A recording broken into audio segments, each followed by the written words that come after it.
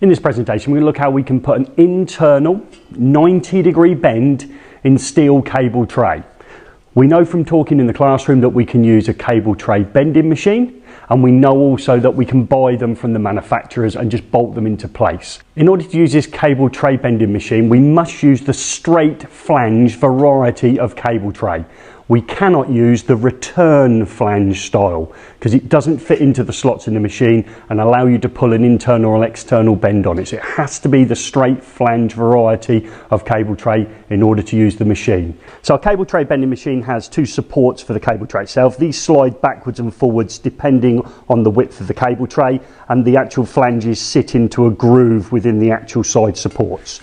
We slide it in like so. There is also a bar at the top here to stop the cable tray from flicking up. So if I remove the pin on the side here, you can see that obviously it needs to be prevented from moving away. And with a conduit bending machine as well, exactly the same, we have an arm in order to pull down for the bend itself. So we lift up the arm, we insert the cable tray in so, we make sure the pin is in place to prevent the bar from moving up, and we pull ourselves our 90-degree bend. It is difficult for me because I can't step away, so I'm going to see an approximate 90-degree internal bend.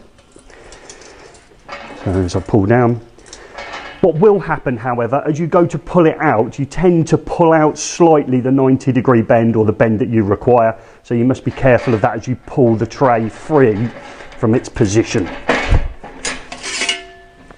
And you can see I've got approximately a 90-degree bend. It may be that I have to put it back in just to work it, or I can just maybe flex it into position. So I've created myself a 90-degree internal bend using a cable tray bending machine. However, in this video, I want to show us if we've forgotten to perhaps buy a manufactured 90-degree internal bend, or there is no access to a cable tray bending machine on site, can I produce, quite simply, an internal 90-degree bend? So we saw in the first part of the presentation how we can put an internal 90-degree bend in straight flange cable tray using a cable tray bending machine.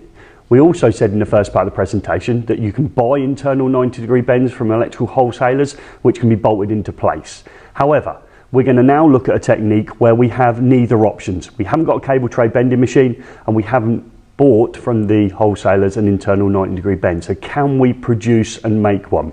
We're going to use a bar. This is just a piece of metal I've got from my engineering workshop. So a piece of bar, it could be a large screwdriver, and there is a slot in one end. So all I've done is used a hacksaw and put a groove slot in one end. We're going to use this in order to make an internal 90-degree bend in our straight flange cable tray. So let's see that in the next part of the presentation. So I'm going to take my homemade bar. So I've got a piece of metal with a slot cut in it. I said it could be a large screwdriver you no longer needed, and you've put a groove in one end of the shaft of the actual screwdriver itself. So either way, I've got a groove in a piece of metal to use as a lever in order to put the crimp section similar to this here of the internal 90-degree bend in the cable tray. The advantage of doing it yourself is that you can make the bend considerably slower. So in other words, we could have a more gradual bend than the one formed by the tray bending machine, or we could make quite a severe or tight bend. It does depend on the bending radius of the cables that are going to be laid on the tray. So let's see how we're going to do it then. So taking our bar, I've got a point here at the top. It doesn't matter where I start. I'm going to do it somewhere in this section here. So I've got no marks on the tray at the moment. I'm just going to improvise this internal 90-degree bend. Position like so. So I've got my slotted section of my bar down onto the actual flange itself, and I'm just going to pull it inwards first. So I went in, and already you can see that my tray's just fractionally kicked up, and I've got a kink in the side of the flange. So I went in first, I go to the end of the kink section, and I bring it out the opposite way. So I'm going to pull it towards myself. Kink again, and repeat the process once more. Go to the end of the part that's kinked, and kink once again. So we've now got several kinks in position on the actual flange itself, starting going in first, out, and then back in again. We'll do one more. So we go to the end of the kink section and we pull now back in.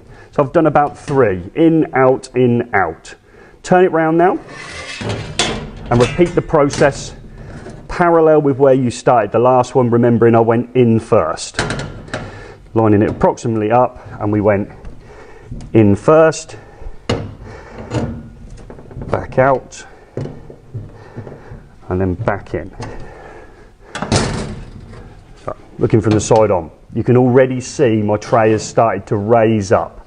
We've gone in, out, as we've got a kink section, similar to the kinking that was produced by the cable tray bending machine itself.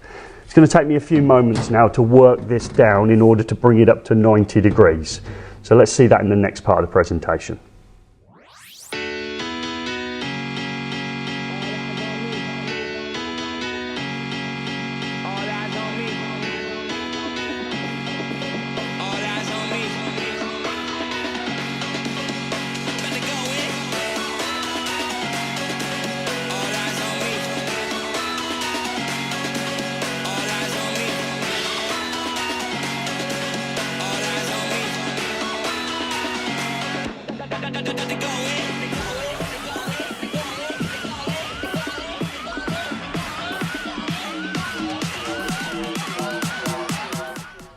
So using just a bar with a groove that I'd cut in with a hacksaw and that crimping technique, I've managed to produce an internal 90-degree bend in cable tray without the need for a cable tray bending machine or to buy one from the manufacturer.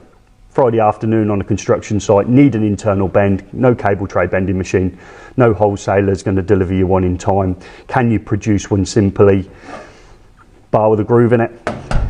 Simple in and out technique on each side can produce me a 90-degree internal bend, very similar to the one that was produced using the cable tray bending machine, but I have control over how slow this internal bend is. So if I put less force on my motions in and out, I make a more gradual bend. If I needed to increase the bending radius, I can put more force on the in and out crimps in order to make a tighter internal bending radius. So, simple technique in order to put an internal bend in, only using a simply modified piece of metal bar. I hope this video has been some help.